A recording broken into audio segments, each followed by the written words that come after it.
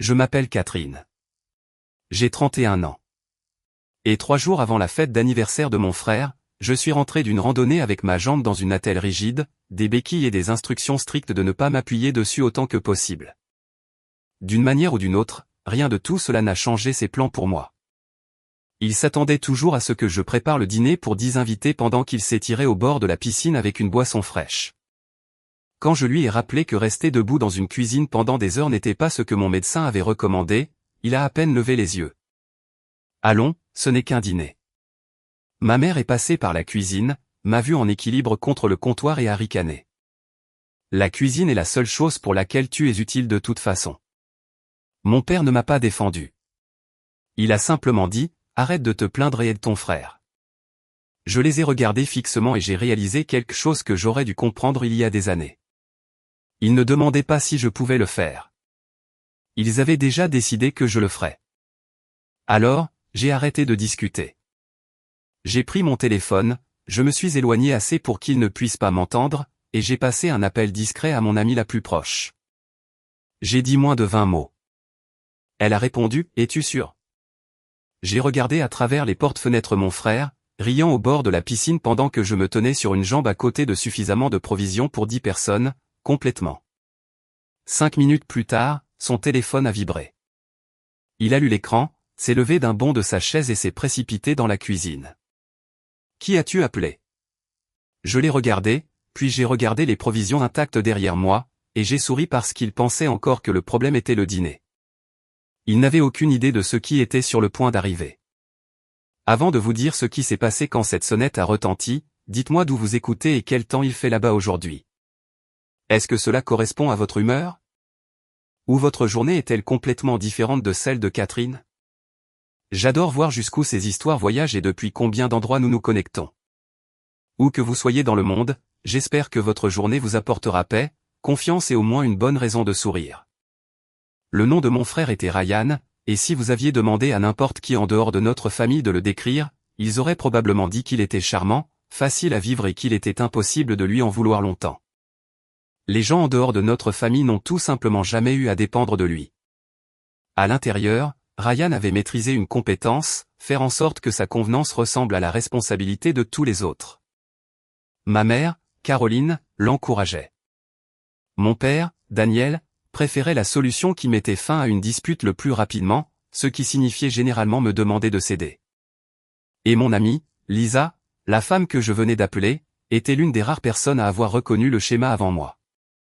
Le dîner d'anniversaire n'avait pas commencé comme une dispute.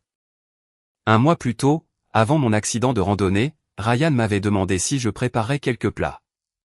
La cuisine avait toujours été quelque chose que j'aimais quand c'était mon choix. J'aimais apprendre des techniques et regarder les gens se détendre autour d'une table, alors j'ai accepté d'aider. Pas de m'occuper de toute la soirée. Aider. Puis je me suis blessé. Mon pied a glissé entre 2 rochers sur un sentier mouillé, me laissant avec une fracture grave et un médecin qui a répété la même instruction 2 fois. Restez sans vous appuyer sur la jambe et ne restez pas debout pendant de longues périodes. Le lendemain matin, j'ai envoyé un SMS au groupe de discussion de la famille. Je ne peux pas m'occuper du repas d'anniversaire maintenant. Nous avons besoin d'un plan de secours. Ryan a répondu le premier. Tu peux t'asseoir pendant que tu prépares. J'ai écrit, cela ne résout pas le problème de la station debout, du transport, de la cuisinière et du nettoyage. Sa réponse est venue immédiatement. Ces 10 personnes, Catherine, ne rend pas ça dramatique. J'ai suggéré un traiteur. Il l'a rejeté parce qu'il voulait que le dîner ait un air personnel. Maman a réagi positivement à son message. Papa a écrit, ne changeons pas tout à la dernière minute. C'était il y a 2 jours, c'est pourquoi mon appel téléphonique n'était pas une idée soudaine. Lisa travaillait dans la coordination d'événements pour une entreprise de traiteurs locale, et après avoir vu ces messages, elle m'a envoyé un menu d'urgence. Garde ça, m'a-t-elle dit. S'il te pousse trop loin, appelle. Je l'ai gardé. Apparemment, une partie de moi savait que j'en aurais besoin. Quand Ryan est entré en trombe dans la cuisine après mon appel, j'étais assise sur un tabouret avec ma jambe surélevée. Il m'a regardé fixement. As-tu appelé Lisa? Oui.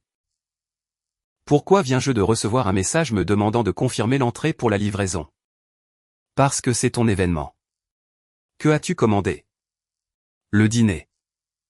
Son visage a changé. Annule-le. Non. Ce simple mot semblait étrange venant de moi. Ni fort, ni émotif, juste final.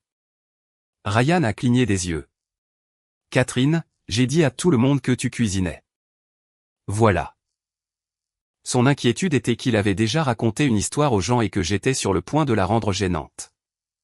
Maman est entrée pendant qu'il me regardait furieusement. Ryan a pointé mon téléphone. Elle a commandé un traiteur. Caroline a semblé horrifiée. Pourquoi ferais-tu ça sans en discuter avec nous? J'en ai discuté il y a 2 jours et nous avons décidé de ne pas le faire. Vous avez décidé de ne pas le faire. Papa est apparu à l'embrasure de la porte. Ryan s'est plaint que j'avais tout changé. Papa a soupiré. Catherine, ne peux-tu pas l'annuler et faire quelque chose de simple? J'étais en béquille et leur compromis était toujours que je fasse le travail. Avez-vous déjà remarqué comment certaines familles appellent quelque chose une tradition alors que ce qu'elles veulent vraiment dire, c'est qu'on attend d'une personne qu'elle continue à se sacrifier? Non, ai-je dit, je ne peux pas. Caroline a croisé les bras. Alors, qu'est-ce que tu comptes faire exactement tout l'après-midi? Me reposer. Ryan a ri. De quoi? Tu es déjà là. Je l'ai regardé fixement.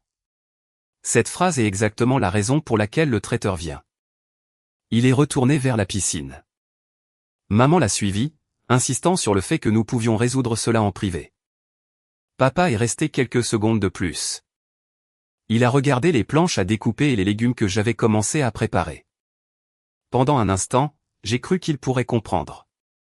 Au lieu de cela, il a dit, « Essaie de ne pas embarrasser ton frère devant ses amis. » Puis il est parti. Je me suis assise seule, regardant la nourriture. Des souvenirs sont revenus. À 16 ans, j'ai cuisiné les accompagnements de Thanksgiving parce que maman était débordée. À 21 ans, j'ai fait le dîner de remise de diplôme de Ryan parce que tout le monde disait que j'étais si doué pour ça. À 25 ans, je me suis occupé de la réception de retraite de papa parce qu'engager quelqu'un semblait un gaspillage alors que Catherine aimait cuisiner. Chaque compliment finissait par être attaché à une autre obligation. Couper, remuer, sourire, servir. Avant, j'entendais, tu as du talent. D'une manière ou d'une autre, c'était devenu, tu es utile. J'ai pris le couteau de chef, coupé une carotte, puis les posé à plat sur la planche. Pour la première fois depuis des années, je ne me suis pas senti coupable de laisser quelque chose d'inachevé. Dehors, Ryan a crié, Catherine, les gens seront là dans 40 minutes. J'ai regardé à travers les portes vitrées, le voyant flotter dans la piscine. Alors tu ferais mieux de te préparer.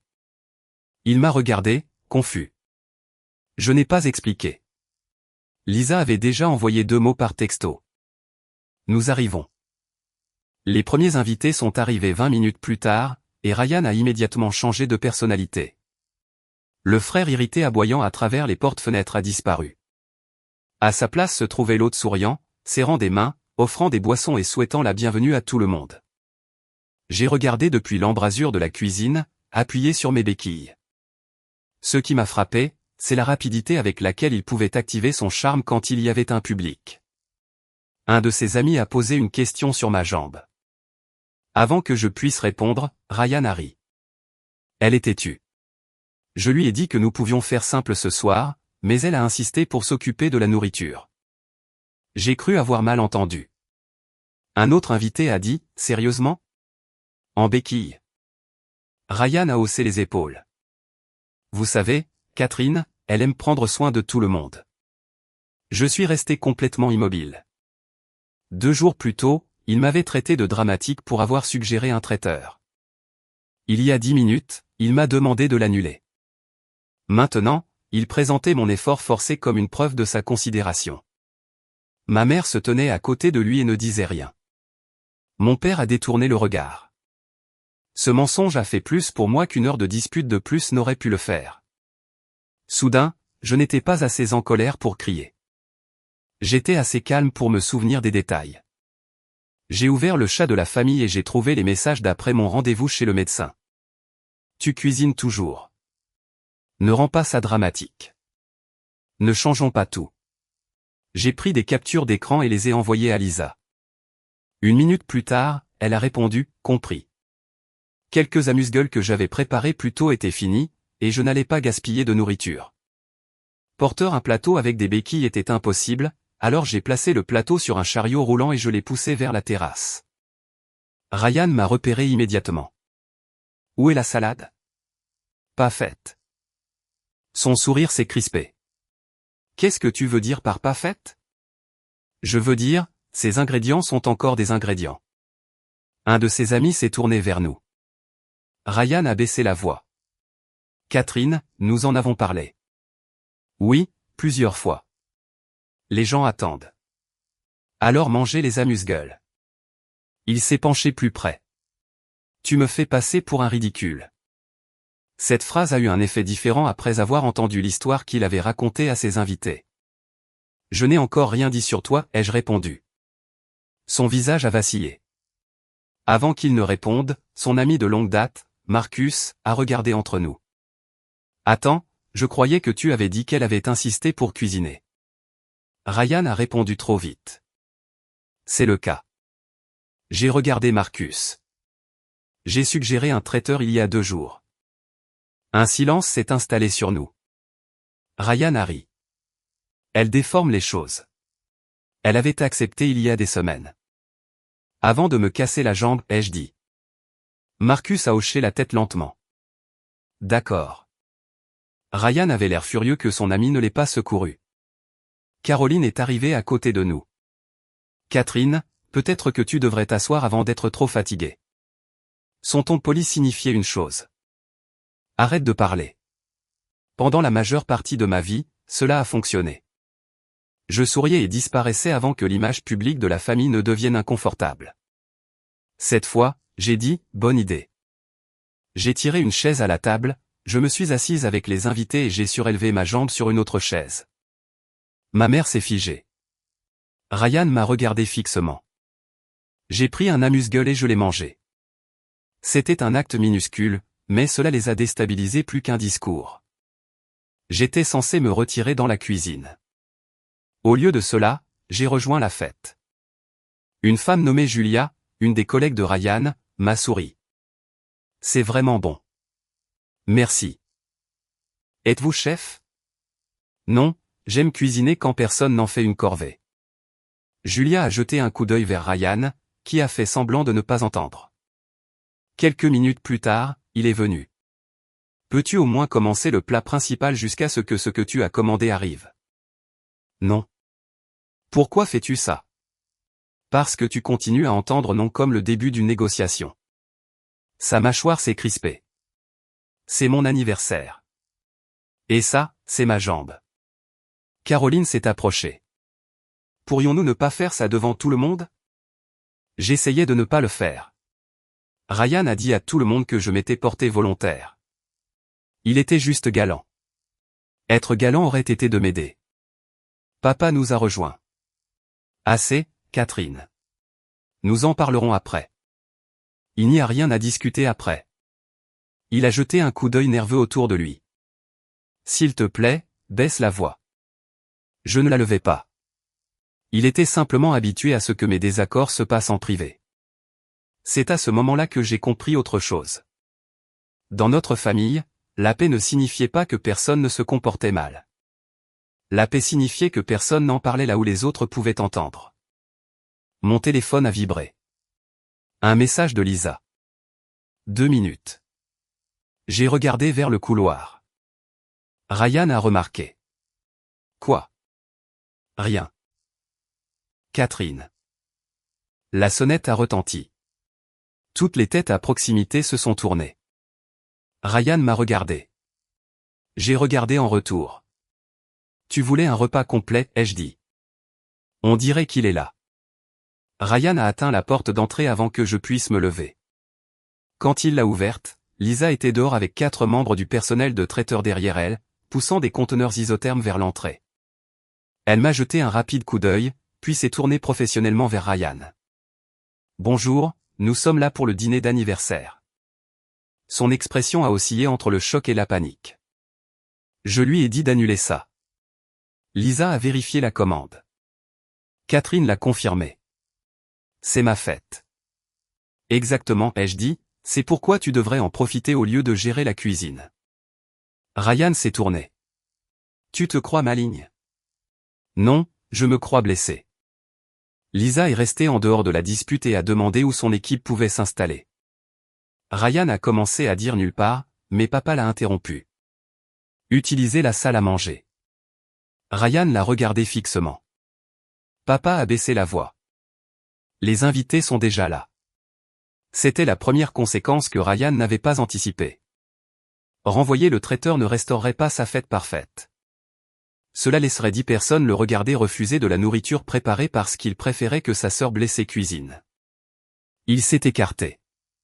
En quelques minutes, la maison a changé. Les ingrédients non finis ont disparu des comptoirs. Plats de service, plats principaux, salades, légumes, pain, accompagnements et desserts sont apparus. Rien de théâtral ne s'est produit. Cela l'a rendu plus efficace. Des professionnels ont simplement fait en 15 minutes ce que ma famille s'attendait à ce que je peine à faire pendant des heures. Les invités ont naturellement commencé à aider. Julia a déplacé une chaise. Marcus a porté des boissons. Même les gens qui me connaissaient à peine ont offert leur aide. Ma propre famille avait passé l'après-midi à expliquer pourquoi je n'en avais pas besoin. Le contraste était impossible à manquer. Caroline m'a prise à part. Était-ce nécessaire? Oui. Tu aurais pu gérer ça avec plus de grâce. J'ai regardé vers l'équipe de traiteurs. C'est littéralement la solution la plus gracieuse disponible. Sa bouche s'est crispée. Ton frère est humilié. Pourquoi? Elle a fait une pause. Ryan était-il humilié parce que les invités étaient nourris? Ou parce que les gens pourraient réaliser que la sœur qu'il décrivait comme une volontaire enthousiaste avait en fait été poussée dans la cuisine alors qu'elle était blessée? Parce que ça donne l'impression que nous ne pouvions pas gérer notre propre fête. Elle a finalement dit, tu aurais pu. Ce n'est pas ce que je veux dire. Je sais. Elle m'a regardé fixement. Tu prends plaisir à ça. Je prends plaisir à être assise. Elle ne pouvait pas transformer ça en cruauté. Je n'avais rien détruit. J'avais simplement retiré mon rôle qu'il m'avait assigné. Ryan est venu ensuite. Je veux voir ton téléphone. J'ai ri. Non. Je veux savoir ce que tu as dit à Lisa. Je lui ai dit que j'avais besoin de la commande dont nous avions discuté. Quoi d'autre? Sa question révélait que le traiteur n'était plus ce qui l'effrayait. C'étaient les messages. Pourquoi, ai-je demandé? Parce qu'elle me regardait comme si j'avais fait quelque chose de mal.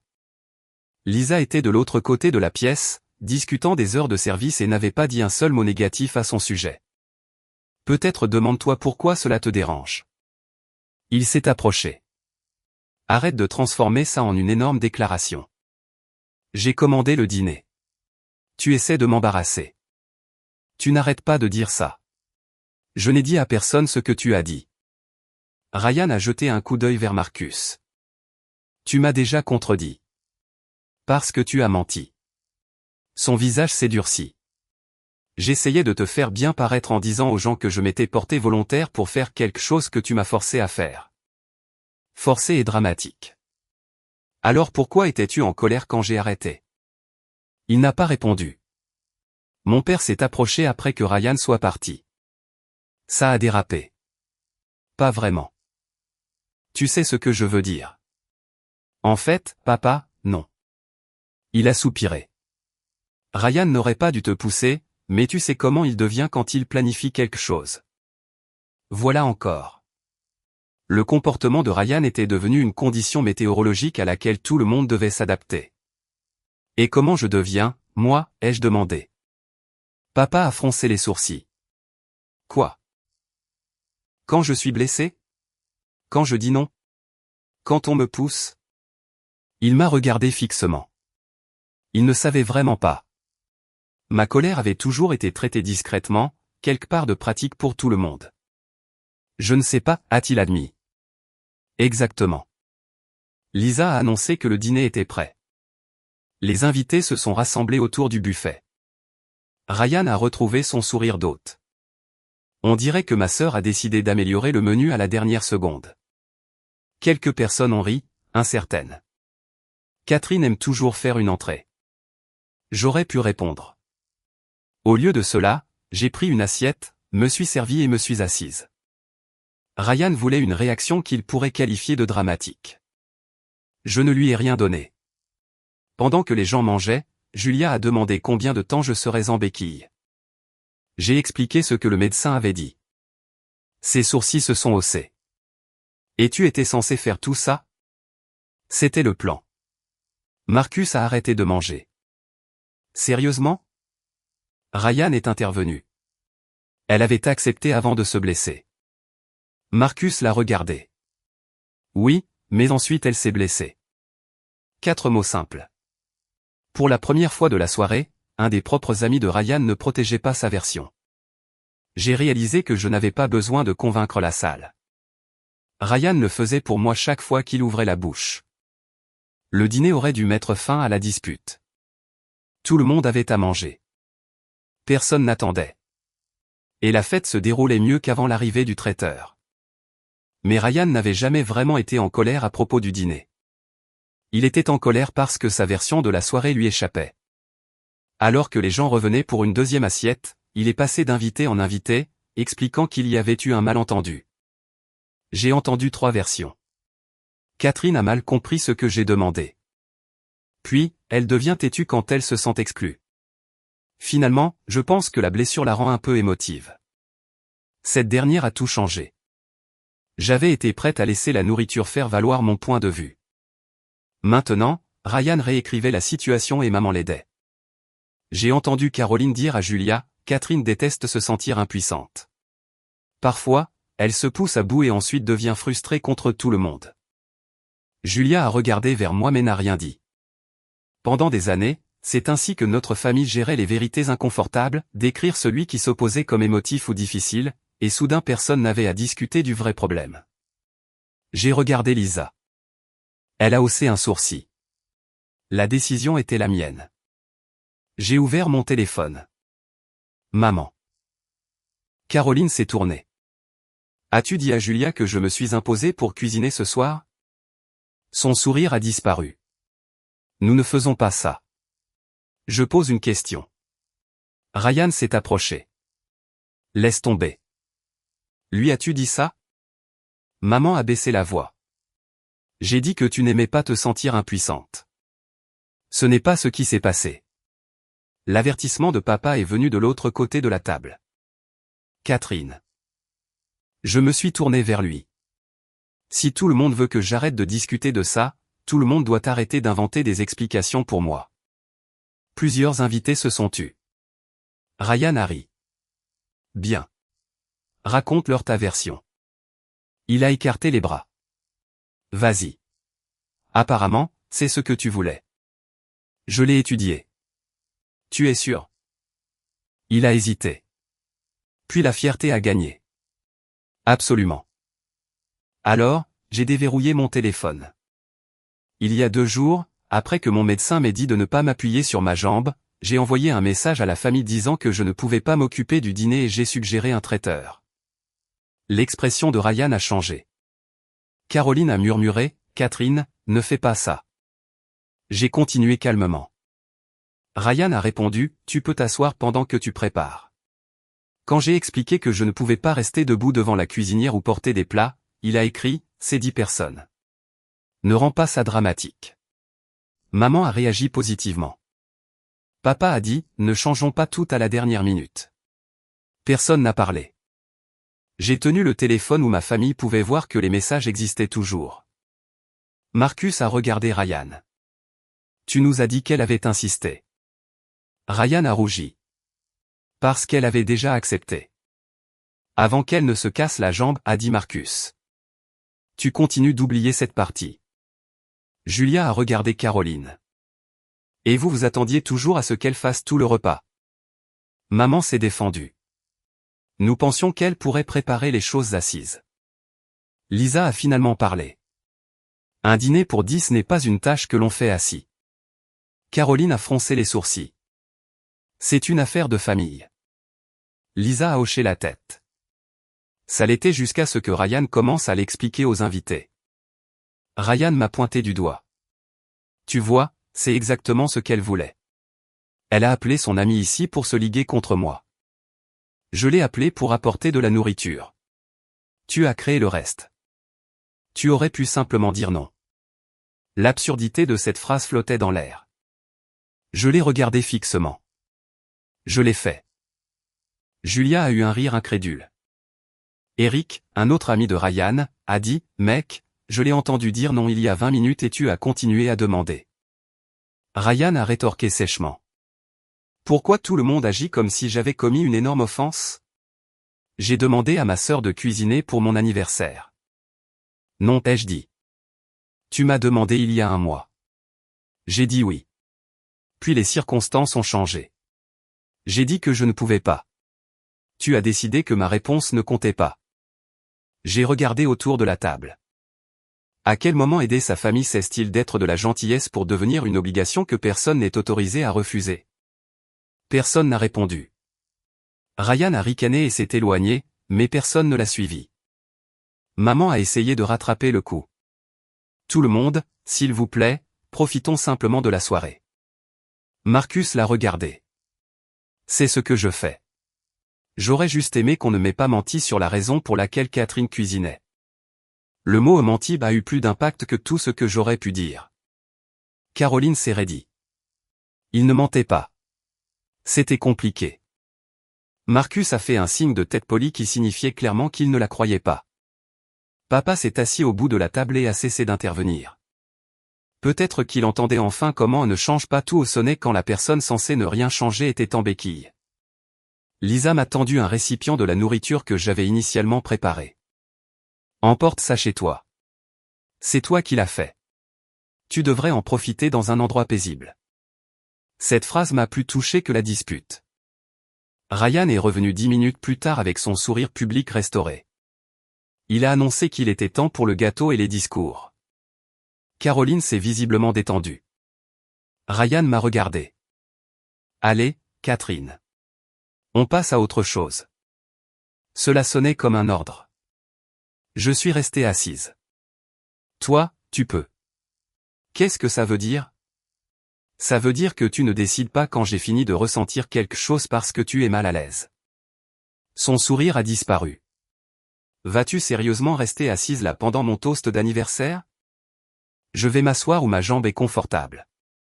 Quelques invités ont caché des sourires. Ryan s'est penché. Tu as déjà fait passer ton message. Je l'ai regardé. Non, le traiteur a fait passer mon message.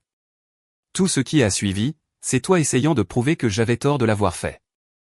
Ses yeux se sont plissés. Puis il s'est dirigé vers le gâteau. Ce qu'il a fait ensuite a transformé une soirée inconfortable en une conséquence dont il ne pouvait pas se moquer. Ryan a pris un verre avant le toast d'anniversaire et a affiché le sourire familier qu'il avait sauvé des conséquences depuis que nous étions adolescents. Ok, a-t-il commencé. Avant d'en arriver à la bonne partie, je dois apparemment une explication à tout le monde pour le divertissement inattendu de ce soir. Plusieurs personnes se sont agitées mal à l'aise. Ma sœur et moi avions clairement des idées différentes sur le dîner. Catherine a toujours été la dramatique de la famille. Maman a fermé les yeux une demi-seconde. Même elle savait qu'il faisait une erreur. Mais elle a de bonnes intentions, et elle sait vraiment comment s'assurer que personne ne l'oublie. Marcus a posé son verre. Ryan a continué. Alors, Catherine, merci pour la nourriture, ou du moins pour avoir trouvé la nourriture. Et l'année prochaine, j'obtiendrai ton approbation par écrit avant de te demander de faire bouillir de l'eau. Il a levé son verre. Personne d'autre ne l'a fait. Le silence s'est finalement fait sentir. Julia a parlé la première. Pourquoi te moques-tu encore d'elle? Ryan a cligné des yeux. C'est une blague. Vraiment? Marcus a secoué la tête. On t'a déjà surpris en train de mentir sur ce qui s'est passé. Laisse tomber. Le sourire de Ryan a disparu. Surpris en train de mentir? Vous plaisantez? Eric a dit, personne n'est venu ici pour se battre. C'est toi qui continues. Ryan a regardé vers nos parents, attendant du soutien. Maman a ouvert la bouche, puis s'est arrêtée. Papa regardait le sol.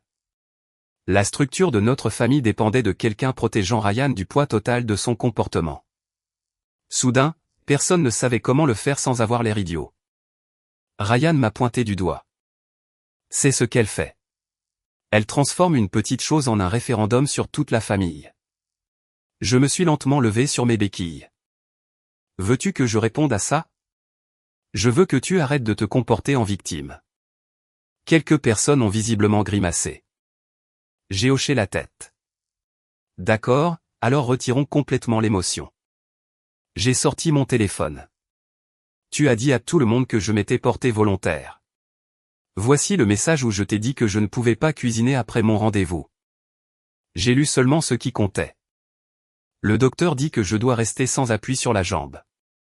Je ne peux pas faire le repas d'anniversaire. Nous avons besoin d'un autre plan. Ta réponse, tu cuisines toujours. Assieds-toi pendant que tu prépares. Ma réponse, cela ne résout pas le problème de la cuisinière, du transport ou du nettoyage. Ta réponse, c'est 10 personnes. Ne rends pas ça dramatique. J'ai baissé le téléphone. Ce ne sont pas mes interprétations. Ce sont tes mots. Ryan a jeté un coup d'œil sur la terrasse. Personne n'avait l'air amusé. Je me suis tourné vers maman. Quand j'ai dit que j'avais besoin de soutien, tu m'as dit de ne pas gâcher sa journée. Aujourd'hui, tu m'as dit que la cuisine était la seule chose pour laquelle j'étais utile. Caroline est devenue pâle. J'étais frustré. Je sais. Je me suis tourné vers papa. Et quand j'ai dit que je ne pouvais pas faire le repas, tu m'as dit d'arrêter de me plaindre et de l'aider. Papa a dégluti. Je n'aurais pas dû dire ça. Ryan a rétorqué sèchement. Oh, allez. Papa l'a regardé. Non, elle a raison. La terrasse semblait basculer. Ryan l'a regardé fixement. Tu prends son parti maintenant. Je dis que j'avais tort. Ryan a ri amèrement. Caroline s'est tournée vers lui. Ryan, arrête. C'est toi qui lui disais de cuisiner. Et je n'aurais pas dû. Voilà. Pas des excuses parfaites, mais une fissure dans le système. Pour peut-être la première fois de notre vie d'adulte, Ryan se tenait dans un conflit familial sans que nos parents n'absorbent les conséquences pour lui. Alors, tout le monde se retourne contre moi à mon propre anniversaire, a-t-il demandé. Marcus a répondu, personne ne s'est retourné contre toi. Nous avons découvert ce qui s'est passé. Ryan m'a regardé. Tu voulais m'humilier. Non, je voulais dîner sans me blesser. Alors pourquoi montrer les messages? Parce que tu as menti. C'était la leçon. Dépouillé de théâtralité. Je n'avais rien saboté ni insulté ses invités. J'avais simplement permis à ces mots d'entrer dans la même pièce que l'image qu'il avait créée. Ryan a regardé ses amis, mais l'approbation facile qu'il attendait n'était pas là. Julia a croisé les bras. Eric regardait la piscine. Marcus avait l'air déçu, ce qui semblait le plus déranger Ryan. Tu m'as fait passer pour un monstre, a-t-il marmonné. J'ai secoué la tête. J'ai montré ce que tu as dit. Si ça te fait passer pour un monstre, demande-toi pourquoi. Personne n'a parlé pendant plusieurs secondes. Ryan a tenté un dernier coup. Bien. Tout le monde veut des excuses. Catherine, je suis désolé que tu te sois énervée. Ce ne sont pas des excuses. Que veux-tu de moi? Rien ce soir. Alors quel est l'intérêt? J'en ai fini d'accepter le manque de respect juste parce que le confronter te met mal à l'aise. Je me suis assise. Julia m'a tendu une part de gâteau. Tu devrais au moins avoir un dessert. J'ai ri doucement et la tension s'est relâchée. Marcus est venu plus tard. Pour ce que ça vaut, je suis désolé. Quand Ryan a dit que tu avais insisté pour cuisiner, je l'ai cru. Tu ne savais pas. J'aurais dû demander quand j'ai vu les béquilles.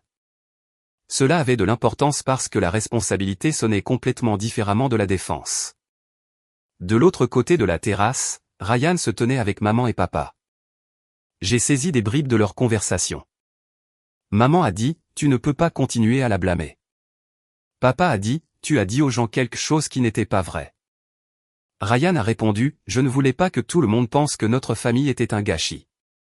Papa a répondu, alors tu n'aurais pas dû créer le gâchis. Pendant des années, j'avais imaginé que me défendre nécessiterait un discours parfait. Au lieu de cela, l'un des moments les plus forts a été d'entendre quelqu'un d'autre dire enfin ce que j'avais passé des années à essayer d'expliquer. Plusieurs invités sont partis plus tôt que prévu. Personne n'a fait de scène. Cela a rendu la conséquence plus vive. Marcus a serré la main de Ryan, mais a sauté l'habituelle accolade d'anniversaire. Julia a remercié Lisa et m'a dit de prendre soin de moi.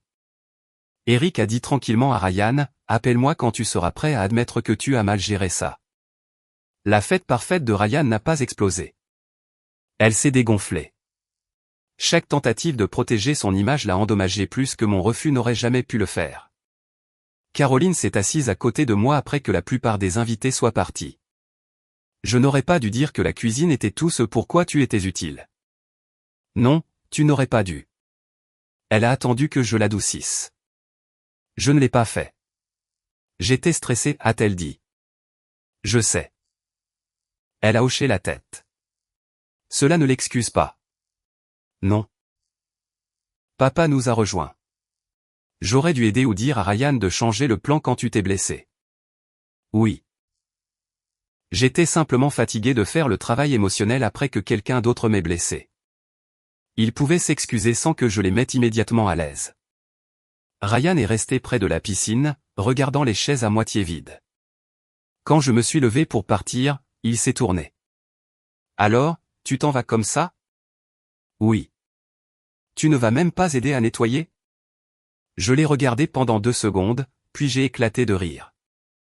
Lisa a ri aussi. Même papa a couvert sa bouche. Le visage de Ryan a rougi. J'ai ajusté mes béquilles. Joyeux anniversaire, Ryan. Puis je me suis dirigé vers la porte.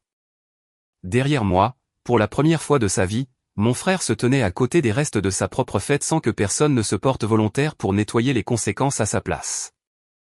Je m'attendais à ce que le groupe de discussion de la famille explose le lendemain matin. Ce ne fut pas le cas. Pendant près de 2 jours, personne n'a rien dit. Le silence semblait inhabituel car ma famille gérait normalement les conflits par des appels, des messages et des exigences de crever l'abcès, ce qui signifiait généralement me faire mettre tout le monde à l'aise à nouveau. Cette fois, il y avait eu des témoins. Ryan ne pouvait pas raconter une version à maman, une autre à papa et une troisième à ses amis. Trop de gens avaient entendu la même conversation. Le 3e matin, Marcus m'a envoyé un message. Je vérifie juste que tu vas bien. Ryan et moi avons parlé. Je lui ai dit qu'il te devait de vraies excuses. Je l'ai remercié. Julia a envoyé quelque chose de similaire. Lisa a envoyé une photo d'elle levant une tasse de café avec la légende « Meilleur appel de traiteur d'urgence de ma carrière ». Cela m'a fait rire. Maman a appelé cet après-midi-là. Caroline n'a pas commencé avec des excuses. J'ai réfléchi à ce que j'ai dit. J'ai attendu. C'était cruel. Oui. Et je pense que j'ai traité ta cuisine comme une propriété familiale parce que tu as toujours été doué pour ça. Je ne m'attendais pas à ce qu'elle comprenne le problème si clairement. C'est une partie du problème. Elle a fait une pause. Je suis désolé.